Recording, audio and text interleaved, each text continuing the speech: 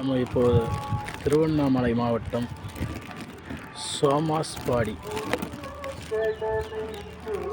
Tindivanam to Tiruvannamalai ரோட்டில் இருக்கிற சோமாஸ்பாடி முருகன் கோயிலில் இருக்கிறோம். முதல்ல இடமன் கோவிலுக்கு வந்திருக்கோம். இடமனை தரிசித்து அப்பன் முருகனை தரிசிக்க செல்வோம்.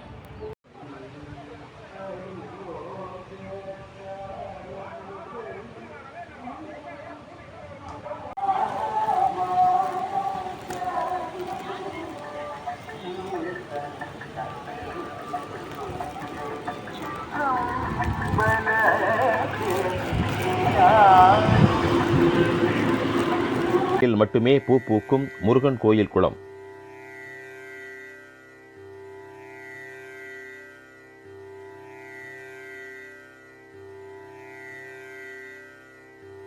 தலைப்பு பரபரப்பாக இருப்பதாக நினைக்கிறீர்களா? இப்போது இங்கு வருகை தந்த ஒரு சித்தர் இம்மலையின் பெருமைகளை அறிந்து இதன் உச்சியில் வேல் ஒன்றை நட்டு வைத்து வழிபட்டு வந்தார். அந்த வேலை வழிபடுவோருக்கு நல்ல நல்ல பலன்கள் கிடைத்ததால் பலரும் அதை வழிபடத் தொடங்கினர். இதன் பின்பு அச்சித்தரின் ஆசிகளாலும் பக்தர்களின் ஆதரவாலும் இது ஆலயமாக உருவெடுத்தது. இப்பெருமைக்குரிய சித்தரின் ஜீவசமாதி மலையடிவாரத்தில் உள்ளதாக கூறப்படுகிறது. ஆனால் இது எங்கு உள்ளது என்பதை அறிய முடியவில்லை. பழங்காலத்தில் இவ்வாலய திருப்பணிகளை ஆரிய வைசது. இவ்வாலயம் குறித்து நமக்கு விளக்குகின்றார் ஆலய பரம்பரை அர்ச்சகரான சிவஸ்ரீ சசிகுமார் குருக்கள் அவர்கள். இந்த சோமாஸ்படி பாலசுப்பிரமணிய சுவாமி திருக்கோயில் சுமார் 450 ஆண்டுகள் பழமையான கோவில். இந்த கோவிலினுடைய சிறப்பு, ஒரு ஆடி கிருத்திகைக்கும் செடல் தேர், செடல் காவடி, அந்த சுற்று பக்கத்தில் இருக்கிறவங்க லட்சக்கணக்கான மக்கள் வந்து சேவிச்சுக்குவாங்க. சோமாசிப்பாடியில் பசுமையான மரங்கள் சூழ அழகிய குன்றின் மீது அமைந்துள்ள கோயிலே முருகன் ஆலயமாகும். சுமார் 83 அடி உயரமுள்ள குன்றின் மீது 3 தீர்த்தங்களும் மலைக்கோயிலும் அமைந்துள்ளன. குன்றின் மீது 3 நிலை ராஜகோபுரம் 23 அடி உயரத்தில் அமைக்கப்பட்டுள்ளது.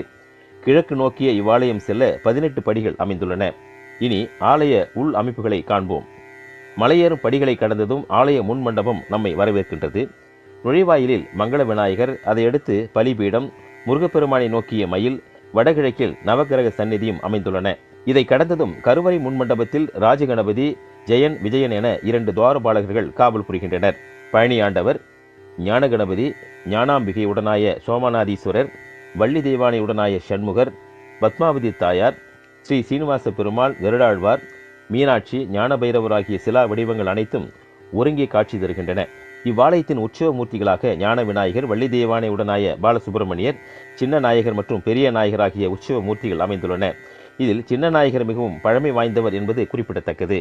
மூலவர் அருள்மிகு பாலசுப்பிரமணியர் வள்ளி தெய்வானையுடன் கிழக்கு முகமாக காட்சி தருகின்றார். எளிய வடிவில் இருந்தாலும் தீப ஒளியில் இவரின் காட்சி உயிரோட்டமாக திகழ்வது குறிப்பிடத்தக்கது. இவரின் பாத கமலத்தின் கீழே மிகச் சிறிய உருவில் வள்ளி தேவானை உடனாய பாலசுப்பிரமணியர் உலோக திருமேனி அமைந்திருக்கிறது. இவர் உற்சவ மூர்த்திகள் அனைவருக்கும் மூத்தவராவார். இத்தலத்திற்கு 3 தீர்த்தங்கள் அமைந்துள்ளன. சரவண தீர்த்தம், குமார தீர்த்தம், செங்கழுநீர் தீர்த்தம் என 3 தீர்த்தங்கள் சுனை வடிவில் இக்குன்றிலேயே அமைந்திருக்கின்றன. குன்றின் தென்பகுதி அடிவாரத்தில் பெரிய அளவில் சரவண தீர்த்தம் அமைந்துள்ளது. இதில் குளிப்பவரின் பாவம் நீங்கும் என்பது நம்பிக்கையாக உள்ளது. இந்த தீர்த்தத்தில் யானை ஒன்று நீர் அருந்துவது போன்ற தோற்றத்தில் இக்குன்று அமைந்துள்ளது குறிப்பிடத்தக்கதாகும். ஆலயத்தின் அருகே இடது பின்புறம் குமார தீர்த்தம் அமைந்துள்ளது. இதிலிருந்துதான் அபிஷேகத்திற்கு நீர் எடுக்கப்படுகின்றது. 3ஆவதாக ஆலயத்தின் வலது பின்புறம் சிறிய அளவில் அமைந்துள்ள தீர்த்தமே செங்கழுநீர் தீர்த்தமாகும். இத்தீர்த்தத்தில் விளைந்துள்ள செங்கழுநீர் கொடியின் வேர்பாகத்தில் கிருத்திகை அன்று மட்டும் பூ பூக்கும் செங்கழுநீர் மலரே இவ்வாலயத்தின் தனிச்சிறப்பாகும். செங்கழுநீர் தீர்த்தத்தின் எதிரே செல்வ விநாயகர் சந்நிதி கிழக்கு நோக்கி அமைந்துள்ளது. கிருத்திகையில் மட்டுமே தோன்றும் அதிசய பூ இந்த தீர்த்தத்தில்தான் தோன்றுகிறது. செங்கழுநீர் தீர்த்தம் சிறிய சுவர் எழுப்பி கதவுகளுடன் பாதுகாப்பாக அமைக்கப்பட்டுள்ளது. இதன் முகப்பில் விநாயகரும் தீர்த்தத்தின் மீதுள்ள பாறையில் பழனி ஆண்டவரும் சிறிய வடிவில் காட்சி தருகின்றனர். கிருத்திகை அன்று மாலை முருகன் ஆலயத்தில் இருந்து மேளதாள வாத்திய முழக்கத்துடன் ஆலய அர்ச்சகர் செங்கழுநீர் தீர்த்தம் சென்று செங்கழுநீர் கொடியின் வேர்பாகத்தில் தோன்றியுள்ள பூவினை தேடுவார். சரியாக மாலை 6 மணிக்கு மேல் 7:30 மணிக்குள் அதன் கொடியின் வேர்பாகத்திலே சிறிய அரும்பு ஒன்று கிடைக்கும். அது பச்சை நிறம் அல்லது இளஞ்சிவப்பு நிறத்தில் இருக்கும். அதனை தட்டில் வைத்து மீண்டும் மலை ஏறி கோயிலை ஒரு முறை வலம் வந்து மூலவர் அருள்மிகு பாலசுப்பிரமணியருக்கு சமர்ப்பணம் செய்வார்கள். இதன் பின்பு மகா தீபாராதனை நடக்கும். அன்றைய கிருத்திகை விழா அத்துடன் நிறைவுக்கு வரும். இந்த அதிசயத்தை கண்டு மகிழ ஏராளமான அடியார்கள் வருகின்றனர். இந்த பூ பச்சை நிறத்தில் இருந்தால் நல்ல மழை வரும் என்றும், இளஞ்சிவப்பு நிறத்தில் இருந்தால் காற்று வீசும் என்றும், இரண்டும் கலந்திருந்தால் மழையும் காற்றும் ஏற்படும் என்றும் கூறப்படுகிறது. இந்த புனிதமான பூவின் பெருமைகள் குறித்து ஆலய அர்ச்சகர் கூறுவதை கேட்போம். ஒரு கிருத்திகை அன்னைக்கும் இந்த கோவிலில் நீலோத்பங்க செங்கழினி மலர்னு ஒரு அரும்பு கிடைக்கும். மாதந்தோறும் கிருத்திகைக்கும் அந்த அரும்பு வரும். பச்சை கலராக வந்தால் நல்லா மழை பெய்யும்னு ஐதீகம். ரோஸ் கலராக வந்தால் நல்லா காற்று அடிக்கும்னு ஐதீகம். ஒரே அரும்பில் பச்சையும் ரோஸும் கலந்து வரும். காற்று மழையும் சரி பங்காக இருக்கிற மாதிரி எடுத்து எல்லாம் பார்த்துக்குவாங்க. இந்த விவசாயம் இந்த பக்கம் சுற்று பக்கம் மக்கள் கிராமத்தில் இருக்கிறவங்க இந்த அரும்பு எப்படி வருதோ அதுக்கு தகுந்த மாதிரி விவசாயம் பண்ணுவாங்க. இந்த அரும்பினுடைய தன்மை என்னவென்றால் பச்சை கற்பூரம் தன்மை உள்ள அரும்பு. இது நீலோத்பங்க செங்கழிநீர் மலர்னு அந்த ஒரு தீர்த்தம் ஒன்று இருக்குது. செங்கழிநீர் தீர்த்தத்தில் அள்ளித்தாமரனுடைய வேர் பாகத்தில் ஒரு அரும்பு கிடைக்கும். அந்த அரும்பு எல்லாருக்கும் காட்டிட்டு சுவாமிக்கு வச்சுடுவோம். சுவாமி கிட்ட வச்ச 1.25 மணி நேரத்தில் அந்த அரும்பு தண்ணியாக கரைஞ்சிரும். இது ஒரு கிருத்திகை அன்னைக்கும் இந்த அரும்பு இந்த செங்கழி தீர்த்தத்தில் கிடைக்கும். அதே மாதிரி இந்த சுவாமி கிட்ட என்ன வேண்டுதல் வந்தோமோ அந்த அரும்பு கரையிற மாதிரி அவங்க மன கஷ்டங்கள் அனைத்தும் கரைஞ்சிரும்.